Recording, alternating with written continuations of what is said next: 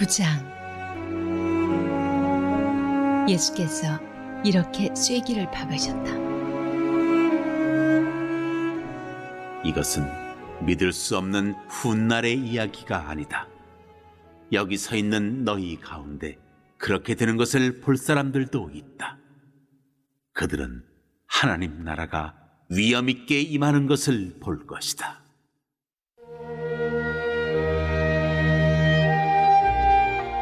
영광 가운데 계신 예수. 엿새 후에 그들 가운데 세 사람이 정말 그것을 보았다. 예수께서 베드로와 야고보와 요한을 데리고 높은 산에 올라가셨다. 그리고 그들 눈앞에서 그분의 모습이 완전히 변했다. 그분의 옷은 아무리 표백해도 더 하얘질 수 없을 만큼 반짝반짝 빛났다.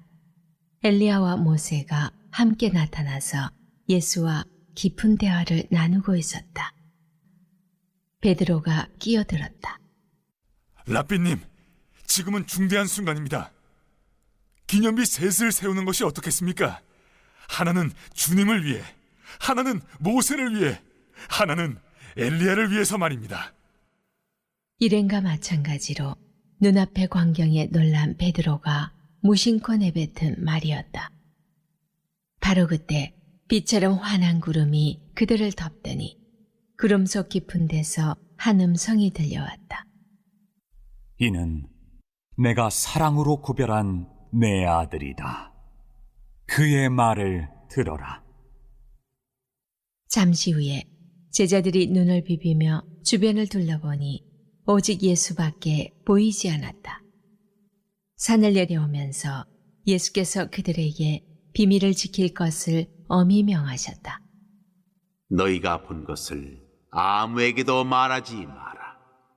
그러나 인자가 죽은 자들 가운데서 살아난 뒤에는 말해도 좋다.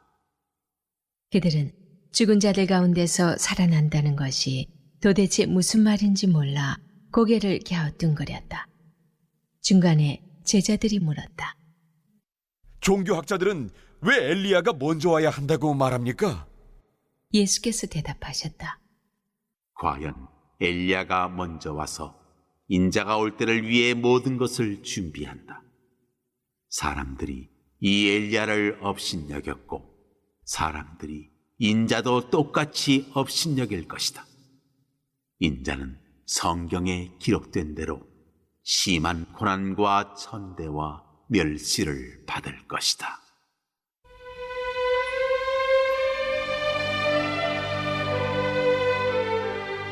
기도가 아니고는 할 수 없다.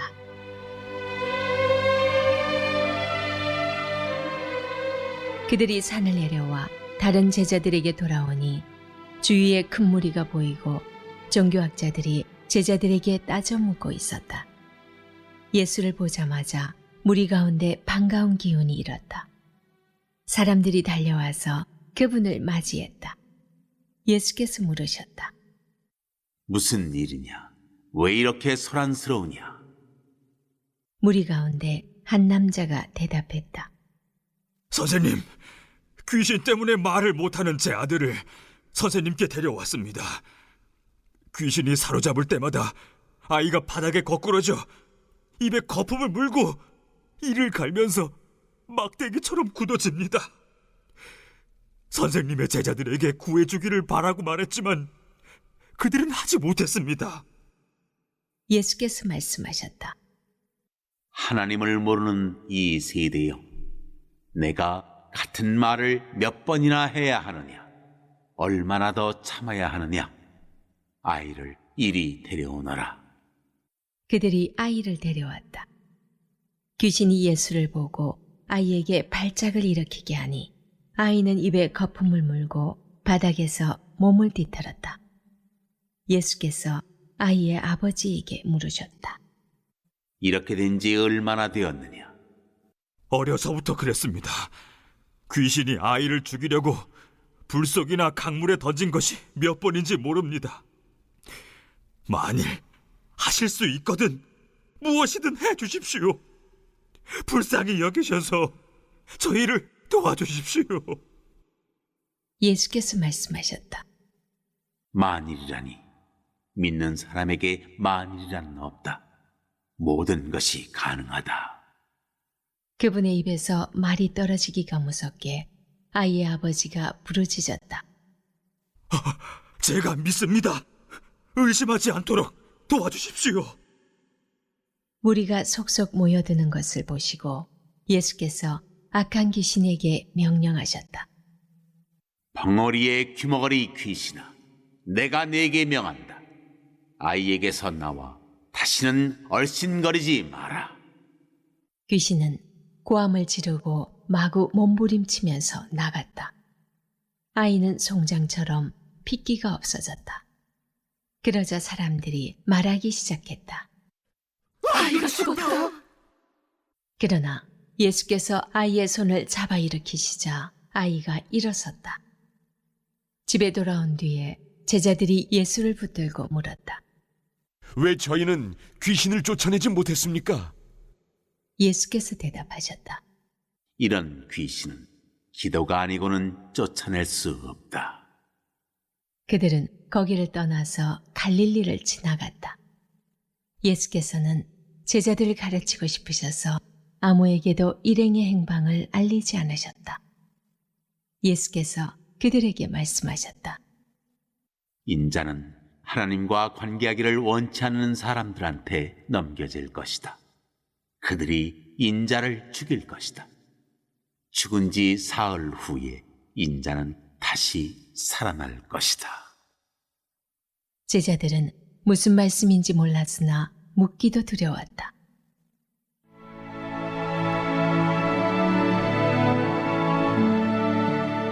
하나님 나라에서 가장 큰 사랑. 그들이 가버나움으로 갔다. 예수께서 집에 계실 때에 제자들에게 물으셨다. 너희가 길에서 토론하던 것이 무엇이냐? 불안한 침묵만 흘렀다. 그들은 자기들 가운데서 누가 가장 큰 사람인지를 두고 서로 입씨름을 벌였던 것이다. 예수께서 자리에 앉아 12제자에게 말씀하셨다. 너희가 첫자리를 원하느냐? 그렇다면 끝자리로 가거라. 모든 사람의 종이 되어라. 예수께서 방 한가운데 어린아이 하나를 세우시고 아이를 품에 안으며 말씀하셨다. 누구든지 이 어린아이들 가운데 하나를 나처럼 품면 곧 나를 품는 것이고 또 나를 훨씬 넘어서서 나를 보내신 하나님을 품는 것이다. 요한이 입을 열었다. 선생님, 어떤 사람이 주님 이름으로 귀신을 쫓아내는 것을 보고 우리가 막았습니다. 그가 우리에게 속한 사람이 아니어서 그렇게 했습니다. 예수께서 기뻐하지 않으셨다. 그를 막지 마라. 내 이름으로 선하고 능력 있는 일을 하고서 바로 나를 깎아내릴 사람은 없다. 그가 적이 아니라면 곧 우리 편이다. 누구든지 내 이름으로 너희에게 물 한 잔만 주어도 그는 우리 편이다. 하나님이 반드시 알아주실 것이다. 그러나 너희가 어린아이처럼 순진하게 믿는 이들 중에 하나를 괴롭히고 못살게 굴거나 그들의 믿음을 이용하면 너희는 곧 후회하게 될 것이다. 차라리 너희 목에 맷돌을 달고 호수 한복판에 뛰어드는 편이 낫다. 내 손이나 발이 하나님께 방해가 되거든 찍어내버려라. 손이나 발이 없더라도 살아있는 것이 두 손과 두 발을 보란듯이 가지고서 영원히 불타는 용광로 속에 있는 것보다 낫다. 또 네 눈이 너를 하나님에게서 멀어지게 하거든 뽑아내버려라. 한 눈으로 살아있는 것이 지옥불 속에서 2.0 시력을 발휘하는 것보다 낫다. 머지않아 모든 사람이 재련의 불 속을 지나겠지만 너희는 영원한 불꽃으로부터 보호받고 보존될 것이다. 너희는 스스로 보존하는 자가 되어라. 평화를 지키는 자가 되어라. 인자가 하나님의 영광과 같이 올 것을 밝힌 예수님은 종말에 관한 말씀으로 단락을 맺습니다. 예수님의 가르침은 인자의 영광스러운 도착에서 하나님의 나라에 대한 것으로 돌아가는데 그 하나님 나라가 권능으로 임하는 것을 가리키고 있습니다. 하나님의 나라가 권능과 함께 오는 것은 바로 다음 단락의 사건을 의미하는 것일 수 있고 예루살렘 성전에서 휘장이 찢어지는 것을 가리킬 수도 있습니다. 1장 15절에서 마가는 이미 하나님 나라가 온 것을 보여주었고 사탄의 나라와의 분쟁을 통하여 그 임재가 분명해진 것을 나타내 주었습니다. 그러나 그 임재는 볼 수 있는 사람에게만 보이는 비밀이고 대부분 사람들은 그것을 인지하지 못하는 것이 현실입니다. 따라서 하나님 나라가 권능으로 온 것을 죽기 전에 볼 사람들은 그 비밀을 볼 수 있는 영적인 눈이 있는 사람들을 가리키는 것이고 그 사람들은 예수의 가르침을 받고 있던 사람들 중에서 자기를 부인하고 자기 십자가를 지고 목숨을 내놓고 따르면서 예수와 복음을 부끄러워하지 않을 사람들인 것이죠. 이 문단에서는 영광의 전조, 여기가 좋다? 예수님 말씀을 들으라 하는 내용을 묵상해 보시기 바랍니다. 인자가 앞으로 고난을 받고 죽음까지 이르게 될 것을 처음으로 가르치신 예수님은 세 제자만을 데리고 엿새 후 높은 산으로 이동하십니다. 예수님의 변화산상의 이야기는 모세가 경험한 시내산에서의 하나님 영광 경험의 모형론적으로 연결되어 있습니다. 모형론에서 보여주는 것은 나중에 일어날 하나님의 구원 행위가 미리 성경의 다른 형태로 기록되어 있다는 것이죠. 미리 기록된 사건은 나중 사건을 형성해주고 이해하도록 돕는 패러다임 역할을 합니다. 모세가 시내산에 올라가서 하나님 영광을 경험한 것을 유대 문헌 전통에서 모세의 대관식으로 해석했습니다. 마가는 예수님의 변화산상의 사건을 통해 이제 그가 왕으로 등극한 것을 그리고 있습니다. 예수님의 옷이 세상에서 볼 수 없을 정도로 희어진 것은 그의 부활을 암시하면서 9장 9절에서 명확히 부활을 언급함으로써 그것을 분명히 합니다. 고난받을 왕이지만 마지막엔 부활의 영광이 기다리고 있는 것이죠. 예수님이 모세와 엘리야와 어떤 대화를 나누었는지에 대해서 마가는 보고하지 않지만 인자가 고난을 받을 것은 율법과 예언서를 통해 이미 예언된 것이다 분명히 알 수 있습니다. 또한 엘리야와 모세는 종말론적인 인물들이죠. 이스라엘을 이집트에서 구출한 모세 같은 선지자가 종말에 다시 나타나 이스라엘을 다시 한번 해방시킬 것을 사람들은 기대하고 있었습니다. 엘리야도 종말에 나타나 하나님의 마지막 구원을 준비할 것으로 예언되어 있었습니다. 높은 산에서 모세와 엘리야가 예수님과 함께 등장했다는 것은 하나님이 예정하신 시간이 찼다는 것을 보여주죠. 엿새 전 예수님을 그리스도로 고백하고 바로 변형을 경험한 베드로가 예수님을 랍비로 부른 것은 놀라운 일입니다. 베드로가 초막 셋을 짓기 원했던 이유를 정확히 아는 것은 불가능하고 아마도 이렇게 추측할 수가 있습니다. 그는 그 놀라운 경험을 연장하고 싶어 했던 것이죠. 새 초막을 지어서 변화산에 안주하고 싶었는지 모릅니다. 그가 의미하는 초막, 즉 텐트는 하나님의 임재를 상징하기 때문입니다. 그런데 베드로는 벌써 예수님이 고난을 겪고 난 후에야 안식이 온다 하는 사실을 잊고 있습니다. 마가는 분명히 베드로 자신이 무슨 말을 하고 있는지 몰랐다 밝히고 있습니다. 마가에게 이 복음을 전해주면서 베드로 자신이 한 말이겠죠. 분명해진 한 가지는 아직도 그는 여전히 인간적인 관점에서 예수님의 정체성과 사역을 바라보고 있다는 것입니다. 이제 하나님은 겁에 질려 혼란스러운 세 제자들에게 나타나 말씀하십니다. 이는 내 사랑하는 아들이니 너희는 그의 말을 들으라. 구름이 상징하는 하나님의 임재는 이 음성이 하나님께로부터 온 것을 확인해 줍니다. 또한 이 선언은 이미 1장 11절에서 독자들이 들었던 내용입니다. 그는 하나님의 아들이지만 또한 고난받는 하나님의 종입니다. 오늘 본문에서 예수님이 아무 말도 하지 않으신 것을 생각하면 그의 말을 들으라 하는 명령은 예수님의 고난에 관한 말씀을 듣고 순종하라는 의미입니다. 하나님 음성을 들은 제자들이 깨달은 것은 모세와 엘리야가 사라진 것입니다. 마지막 고난의 길로 들어서기 위해 율법과 선지자와 나눈 대화와 준비는 모두 끝났습니다.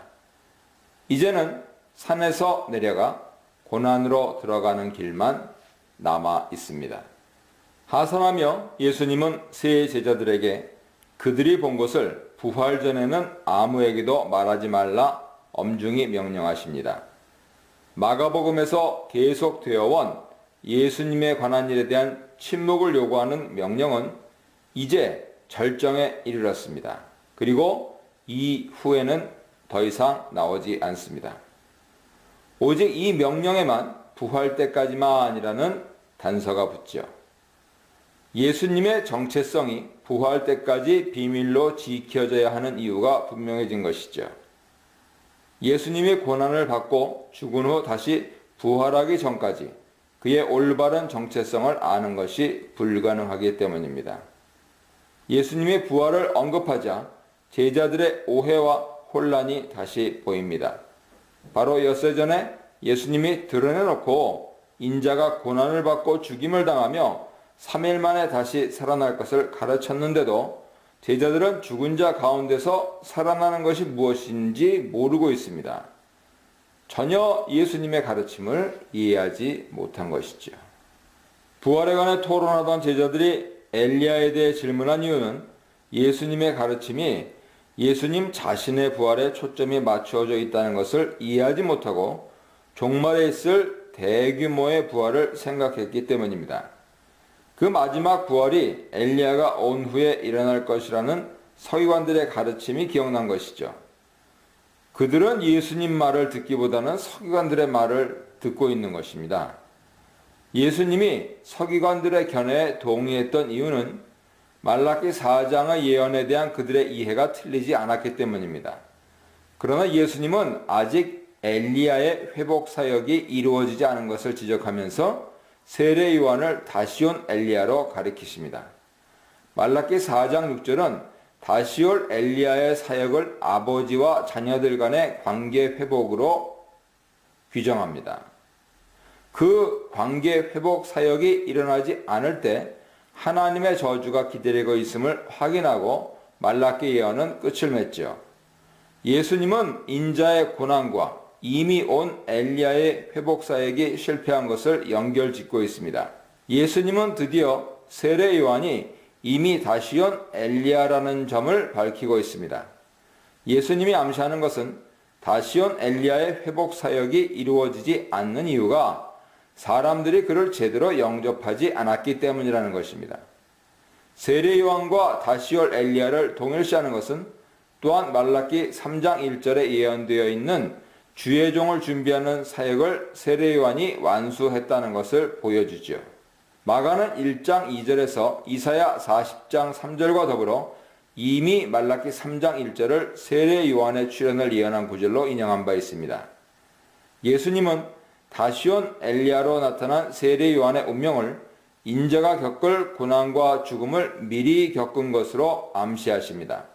그가 먼저 와서 준비한 주님의 길은 바로 고난과 죽음의 길이었고 그리스도도 이제 그 길로 가시고 있습니다. 이 문단에서는 산 위의 영광, 산 아래의 비참함, 믿음 없는 세대에 믿음을 붙드는 아버지, 그리고 믿음 없음은 기도 없음에서 비롯된다 하는 사실을 묵상해 보시기 바랍니다. 변화산에서 내려온 예수님의 세 제자들이 발견한 것은 남아있던 제자들이 무리에 둘러싸여 서기관들과 변론하고 있는 모습이었습니다. 이 변론이 중립적인 토론이었는지 아니면 논쟁이었는지 결정하는 것은 쉽지가 않습니다. 헬라어 동사 시제때어는 두 의미를 모두 다 가지고 있기 때문입니다. 본문에서 서기관들의 역할은 거의 없고 그들은 더 이상 등장하지 않죠. 그들과의 분쟁이 이야기 초점이 아니기 때문입니다. 온 무리가 예수님을 보고 매우 놀랐던 이유는 본문에서 명시되고 있지 않기 때문에 추측만 가능할 뿐입니다. 가장 설득력 있는 추측은 변화선상의 경험 때문에 그의 얼굴이 마치 모세가 그랬던 것처럼 광채가 났기 때문이 아닌가 하는 점이죠. 무엇을 변론하느냐는 예수님 질문에 귀신 들린 아이의 아버지 대답이 이어집니다. 제자들은 이 아이에게 들린 귀신을 쫓아내지 못한 것이죠. 아이 아버지가 예수를 선생님이라 부른 것은 마가복음에 등장하는 세 번째 경우입니다. 4장 38절, 5장 35절 참조하세요. 이후로 훨씬 더 자주 예수님은 이 호칭으로 불리십니다. 9장 38절, 10장 20절, 35절, 12장 14절, 19절, 32절, 13장 1절, 14장 4절을 참조하세요. 이 아버지는 자기 아들을 예수님께로 데려온 것이지 제자들에게 데려온 것은 아니었습니다. 예수님이 높은 산 위에 계셨기 때문에 제자들에게 부탁했지만 그들은 고칠 수 없었던 것이죠. 아이의 증상은 자세히 묘사되어 있고 간질병과 흡사하지만 공관복음서 저자들은 그 질병과 귀신 들린 상태를 구분합니다. 제자들은 6장에서 귀신을 쫓아낸 적이 있지만 이번에는 할 수 없었습니다. 예수님은 한탄하심으로 반응하셨습니다. 믿음이 없는 세대예요. 이 표현은 신명기 32장 5절 흠이 있고 삐뚤어진 세대를 연상시킵니다. 마가복음 6장 6절은 예수님이 나사렛에서 불신앙 때문에 기적을 행할 수 없다 했는데 지금은 무리와 제자들의 불신앙이 아이를 귀신으로부터 구출해내는 것을 막고 있다 보신 것이죠. 예수님은 드디어 아이를 데려오라 명하십니다. 마가는 귀신이 예수님을 보자 아이를 거꾸로 때리고 경련을 일으키며 거품을 물게 했다고 합니다. 그러나 귀신은 예수님의 주목을 끄는데 실패합니다. 오히려 예수님은 귀신에 대화하기보다 아이의 아버지와 대화를 시작합니다. 아버지의 대답을 통해 우리는 아이가 어릴 때부터 고통을 겪었다는 것을 알게 됩니다. 또한 귀신이 아이를 죽이려고 한 시도에 대해서도 알게 됩니다. 그러나 그가 완전히 포기한 것은 아니었습니다. 하실 수 있거든 그에게 남은 신락 같은 믿음을 표현한 것이죠. 아버지의 이 표현은 예수님의 의도에 대한 의심이라기보다는 그분의 능력에 대한 의심으로 보아야 합니다. 아버지는 예수님이 귀신을 쫓아낼 수 있으려는 확신을 가질 수 없었던 것이죠. 아버지의 의심은 예수님의 날카로운 질타를 유발합니다. 할 수 있거든이 무슨 말이냐? 예수님의 능력이 문제가 아니라 믿음 없음, 아피스티아가 문제인 것이죠.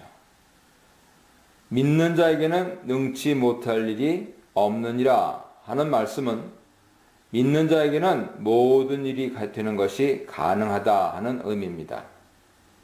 믿는 자가 직접 할 수 있다는 의미가 아니고 믿음을 가진 자에게 하나님이 가능하게 해 주신다는 의미죠. 마음이 급한 아버지에게 예수님의 말씀은 그야말로 복음입니다. 그는 당장 믿나이다 고백합니다. 아버지는 22절에서 이미 말했던 도움 요청을 다시 한번 반복합니다. 예수님은 무리가 달려와 모이는 것을 보시고 귀신을 꾸짖기 시작합니다. 이것은 이 귀신 축출을 통해 예수님이 우리에게 가르치기 원하는 것이 있었음을 보여주죠. 예수님이 귀신을 꾸짖을 때 그는 그 귀신을 말 못하고 못 듣는 귀신이라 칭하십니다. 내가 네게 명하노니 해서 내가는 예수님의 권위를 나타냅니다. 예수님은 귀신에게 나와서 다시 들어가지 말라 분명히 명령하십니다. 귀신들이 자기가 원래 있던 사람 안으로 다시 들어가는 것은 마태복음 12장 43절, 누가복음 11장 24절 이하에서 볼 수 있습니다. 이 명령을 받은 귀신은 조용히 나오지 않고 소리 질렀다 마가는 보고합니다.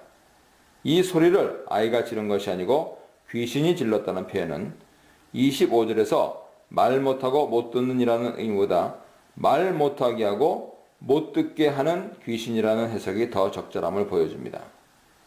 귀신은 소리 지를 뿐 아니라 아이가 심한 경련을 일으키고 거의 죽게 만들었습니다.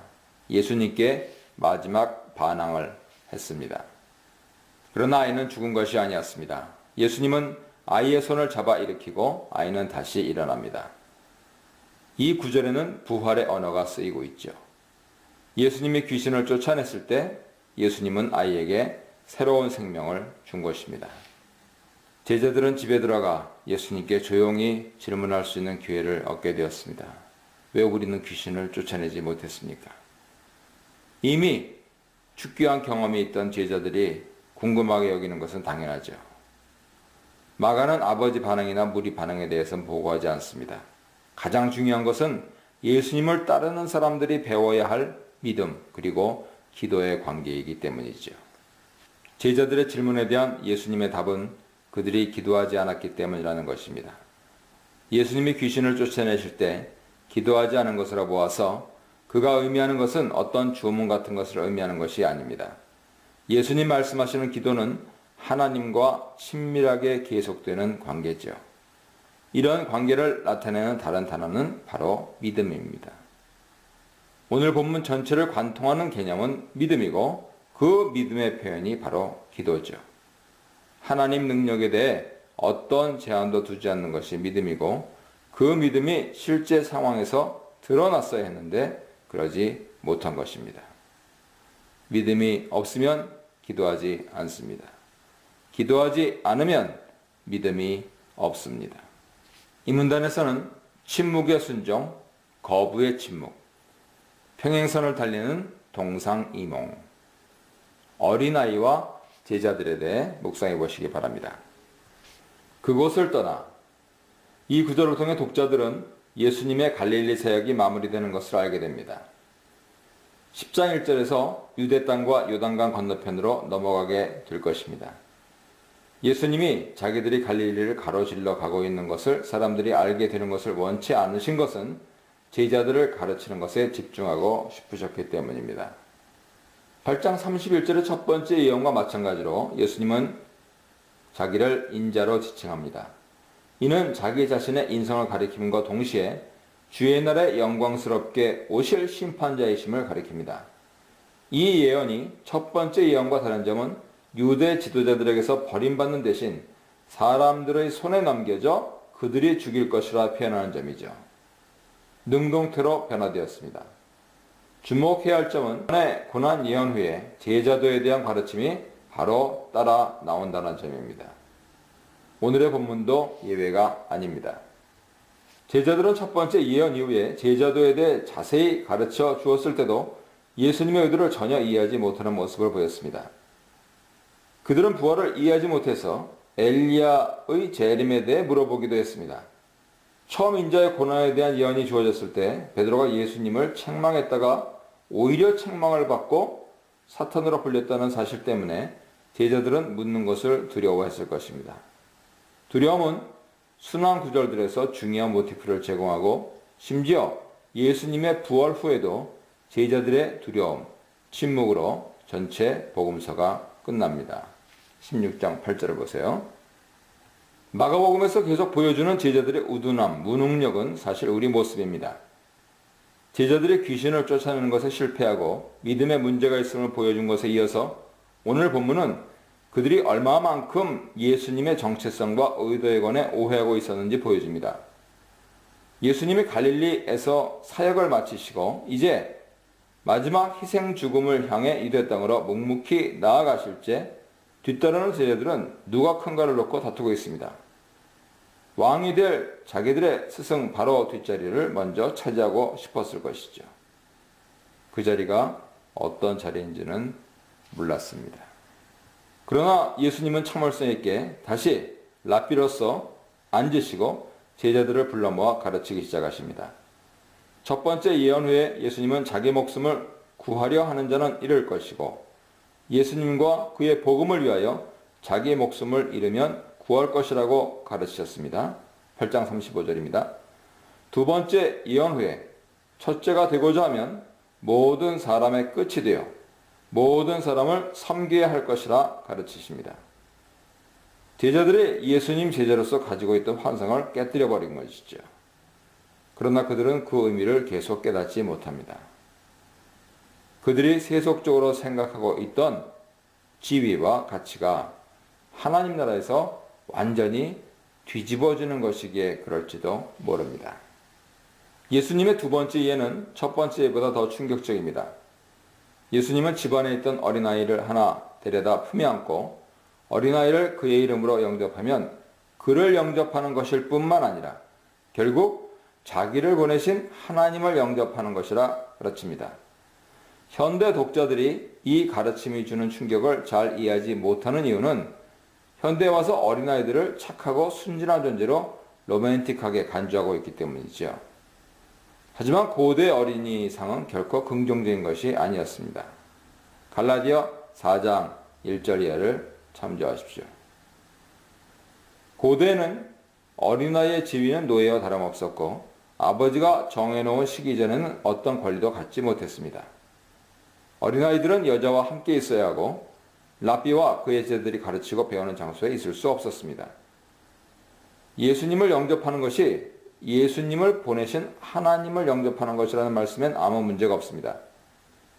보내심을 받은 사람은 보낸 사람의 권위를 지니고 있기 때문이죠. 그러나 어린아이를 영접하는 것이 아무리 예수님의 이름으로 된다 하더라도 예수님 권위를 지닌다고 생각하는 것은 이해하기 힘들었습니다. 심지어 의학 서적들에 어린아이들에 대한 정보는 없었습니다. 자식이 없어서 상속자가 필요했던 로마 사람들은 성인을 입양하는 경우가 보통이었습니다. 예수님이 사회적으로 보면 존재감이 전혀 없는 어린이를 자기 대신 영접하라는 예를 보여준 것을 보면 제자들이 누가 큰지 다투었던 그 이유가 누가 예수님을 대표하는 특사 자리를 차지할 것인가에 있었음을 보여줍니다. 제자들은 예수님이 하나님의 보내심을 받은 왕 메시아로 등극할 경우 예수님을 대표해 그의 권위를 사용할 수 있는 권리를 놓고 싸웠던 것이죠. 그러나 예수님은 그 자격을 모든 사람의 끝이 되어 모든 사람을 섬기는 노예가 되는 것으로 정의합니다. 여기에 등장하는 어린아이가 그 집 노예의 아이일 가능성이 높다는 것을 상정하면 36, 37절 말씀은 35절 말씀의 시각적인 예, 그 예로 제시되고 있는 것이죠. 예수님은 어린아이를 내 이름으로 영접할 것을 요구하십니다. 제자들이 아무 지위도 없는 사람을 예수님의 이름으로 영접하고 섬기면 그들은 예수님 자신과 그를 보내신 이를 영접하고 섬기게 되는 것입니다. 그들이 하나님 나라에서 가장 큰 일을 할 수 있는 예수님의 대표자가 되는 길은 세상에서 아무 힘도 영향력도 지위도 중요성도 없이 잊혀져가는 사람들을 예수님의 이름으로 영접하고 섬기는 것입니다.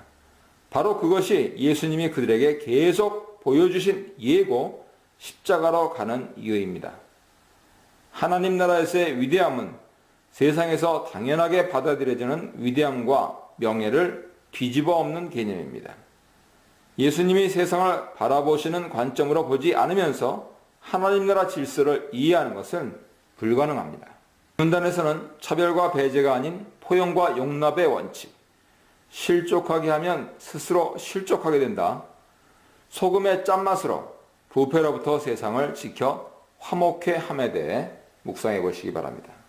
마가복음에서 유일하게 세베대의 아들 요한이 독립적으로 등장해서 예수께 보고하는 장면이 나옵니다. 그 내용은 다른 이야기에서 묘사되는 그의 모습과 상통하는 면이 있습니다.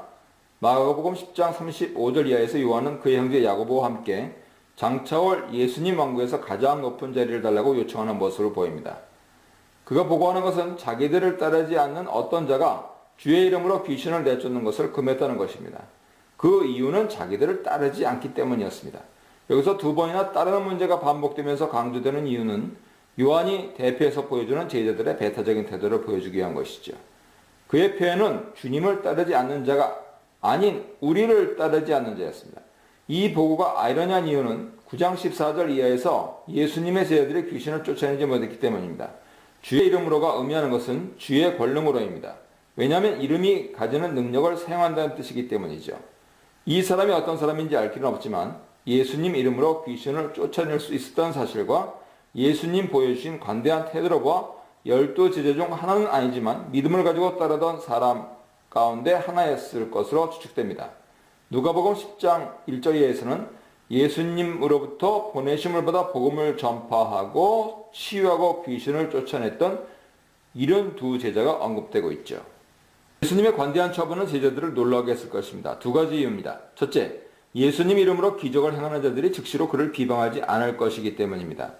예루살렘에서 내려온 사형들이 했던 비방을 상기시키는 내용이죠.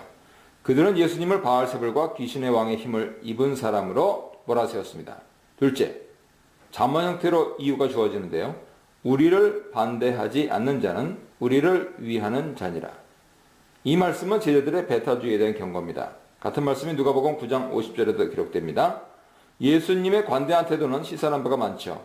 하나님 나라 사역은 당파심이나 파벌의식을 가진 자들에게 이루어질 수 있는 성질의 것이 아닙니다. 자기의 개인적인 의지에 권위에만 신경 쓰는 사람은 하나님 나라 일에 공헌할 수 없습니다. 아니, 예수님 능력을 사용하는 것을 경쟁적으로 생각하는 동안 예수님은 제자들이 받을 수 있을 만한 가장 작은 친절에 초점을 맞춥니다. 예수님이 의미하는 상은 종말론적인 상이죠.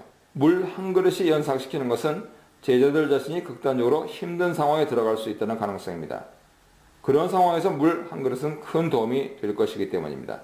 예수님은 그들이 모든 사람에게 핍박받고 위험받을 것을 경고하십니다. 그때가 되면 그들에게 물 한 그릇 대접하는 것도 많은 용기가 필요하게 될지 모릅니다. 실족, 스칸달리조는 문자적으로 돌에 걸려 넘어진다는 의미입니다. 죄를 지어서 믿음에서 떨어지게 하는 것을 의미하죠. 비유적으로 어떤 사람을 죄를 짓도록 이끌어서 진정한 제자가 못되게 할 뿐 아니고 믿음을 잃게 만드는 행위로 해석될 수 있습니다.